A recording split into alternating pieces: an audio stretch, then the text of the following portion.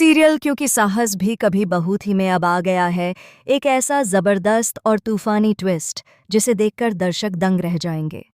कहानी में जिस मोड़ का इंतजार पिछले कई हफ्तों से किया जा रहा था, आखिरकार वह सामने आ ही गया है।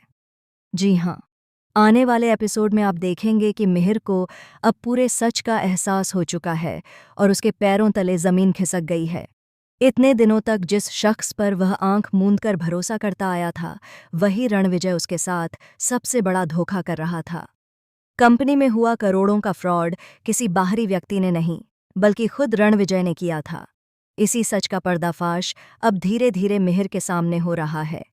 जैसे जैसे मिहिर इन राजों तक पहुंचता है, उसका गुस्सा, दर्द और बेबसी साफ दिखाई देने वाली है।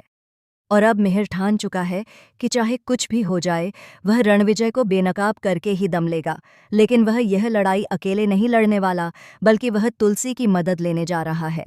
तुलसी और मिहिर अब एकजुट होकर रणविजय के खिलाफ मोर्चा खोलेंगे। दोनों मिलकर ऐसे ऐसे सबूत सामने लाएंगे कि परी की आंखों से प्यार की पट्टी आखिरकार उतर ही जाएगी।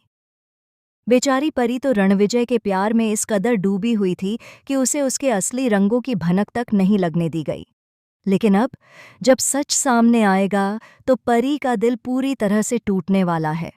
उसके भरोसे, उसके सपनों और उसके रिश्ते, सब पर भारी पड़ने वाला है रणविजय का असली चेहरा। अब बात करते हैं उस बड़े ड्रामे की जो पुलिस स्टेशन में देखने को मिलने वाला है। जब पुलिस मिहिर वीरानी को गिरफ्तार करने पहुंचती है, तभी तुलसी खुद आगे आकर पूरी जिम्मेदारी अपने सिर ले लेती है। वह पुलिस को रोकते हुए कहती है कि कंपनी की असली मालकिन वही है, इसलिए उसे ही गिरफ्तार किया जाए। यह सुनकर हर कोई हैरान रह जाता है, यहाँ तक कि पुलिस भी एक पल के लिए रुक जाती है।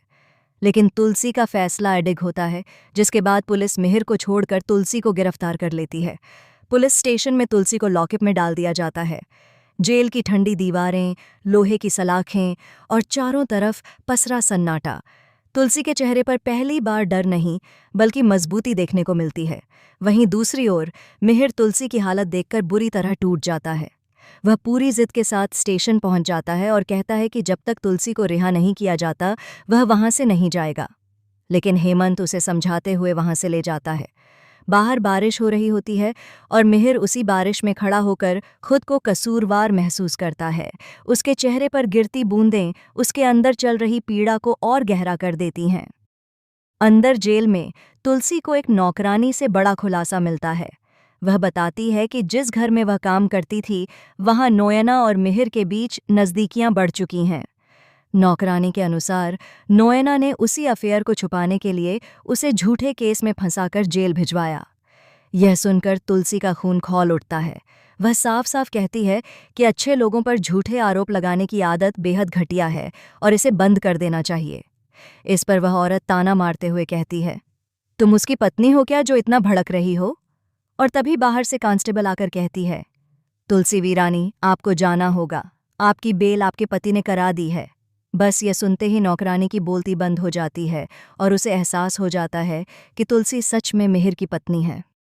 अब आगे कहानी में धमाका होने वाला है, क्योंकि एक तरफ तुलसी के सामने नोयना और मिहिर के रिश्ते की असलियत आ चुकी है और दूसरी तरफ मिहिर रणविजय को बेनकाब करने